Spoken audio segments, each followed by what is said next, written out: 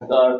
আমরা আজ রয়েছি অমল হালদারের সঙ্গে, একজন বিশিষ্ট সিপিআইএম নেতা, যিনি বর্ধমান জেলার সম্পাদক ছিলেন জেলা কমিটির, এখন রাজ্য কমিটির সদস্য, তাই তো?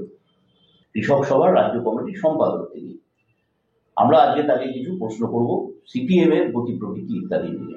তন্ময় ভট্টাচার্যের বিরুদ্ধে যে অ্যাকশন নেওয়া হলো, এটা কি এর মধ্যে কি খুব দ্রুত হয়ে গেল না ব্যাপারটা?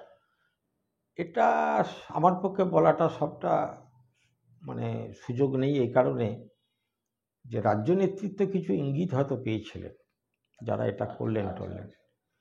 অতএব কোনো রাজ্য কমিটির সভা হয়নি, ব্যাখ্যাও শুনিনি। অতএব নিশ্চিতভাবে আমাদের পার্টিতে একটা ব্যবস্থা নেবার পর তার ইনকোয়ারি হয়। ইনকোয়ারিতে যদি যথেষ্ট প্রমাণ যদি না পাওয়া যায়, তাকে সসম্মানে আবার ফিরিয়ে দেওয়া হয়। এটাই দেখেছি, কোনো অসুবিধা নেই। তখনও পার্টি বলিষ্ঠভাবেই স্টেটমেন্ট দেবে, কোনো অসুবিধা নেই। অতীতে অনেকেই তো এরকম ভাবে পেয়েছেন আর কি, মানে দল থেকে সাসপেন্ড হয়েছেন নানান অভিযোগে, নারী ঘটিত অভিযোগ থেকে দুর্নীতির অভিযোগে। তাদের মধ্যে কত পার্সেন্ট ফিরে এসেছে? মানে ধরুন বর্ধমানের কথাই যদি আমি বলি। বর্ধমানে আছে এরকম কমরেড, যাদেরকে এক্সপেল করে দিয়েছিলাম 5-6 বছর পর ফেরত এসেছে। বর্ধমান জেলাতে এরকম আছে, বর্ধমান জেলাতেও নেই তা না, কিন্তু এই যে ঘটনাবলী সবই তো এক হবে তার কোনো মানে নেই। ঘটনার গুরুত্ব, তার গভীরতা সবটাই বিবেচনার বিষয় থাকে। একই রকমভাবে দেখাটা আবার ঠিক না, কিন্তু পরবর্তীকালে তারা পার্টিতে ফিরে এসেছেন, এই নজিরও বর্ধমান জেলায় আছে। এবারে অনেক নতুন নেতা উঠে আসছে আপনাদের দলে, যেমন মীনাক্ষী, যেমন দীক্ষিতা, সৃজন ইত্যাদি অনেক নেতা আসছেন। এদের কি দ্বারা কোনো নতুন ভাবে সাফল্য আনতে পারে? নিশ্চিত, এটা আমরা নিশ্চিত, খুবই আশাবাদী। নতুন নেতৃত্ব যারা সব এসেছেন, তাদের বক্তৃতা, তাদের চলাফেরা সবটাই হচ্ছে তাদের খুব চমৎকার, প্রশংসার যোগ্য। তবে অভিজ্ঞতাটা তো কম। আগে যেমন অনেক নেতৃত্ব অনেক কাঠখড় পুড়িয়ে তারপর নেতৃত্ব স্থানে আসার পর অনেক অভিজ্ঞতা নিয়ে তারা সব করেছেন কাজ।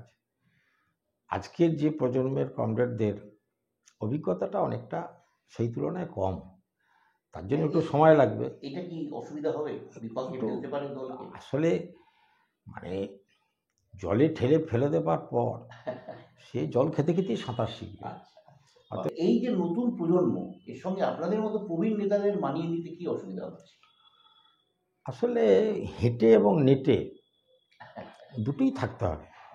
আজকের বিজ্ঞান প্রযুক্তিকে সম্পূর্ণভাবে অস্বীকার করে হাঁটবো, এটা হওয়া উচিত না।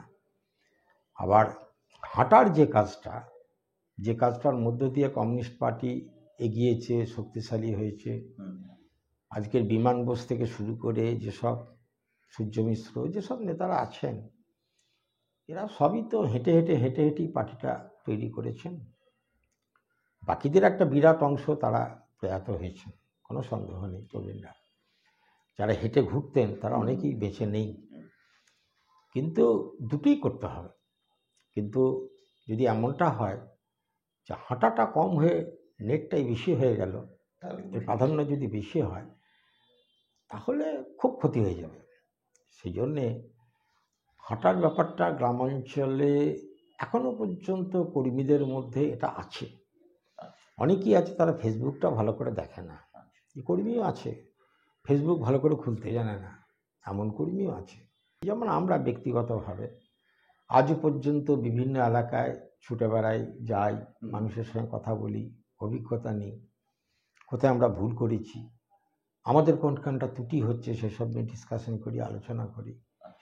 এই পদ্ধতি চালিয়ে যেতে হবে। এটাকে যদি আমরা একেবারে উড়িয়ে দিয়ে সবটাই যন্ত্রের উপরে যদি নির্ভর করি, যন্ত্রের ওপর, তাহলেও সেটা ক্ষতি।